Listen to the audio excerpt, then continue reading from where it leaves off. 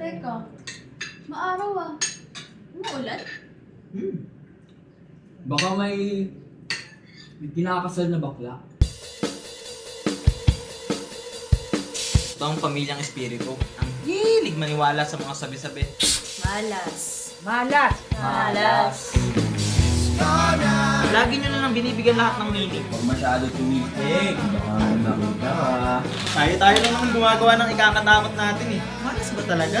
Wala namang masama kung subukan to, di ba? Bastos kang bata ka! Kung may libro tungkol sa kasabihan, panigurado co-author si Lola. Malas! Sa dami ng pamahiin ni Lola, hindi ko alam bakit sinusunod pa rin sila. Sinasabi mo bang hindi ka naniniwala sa sabi-sabi?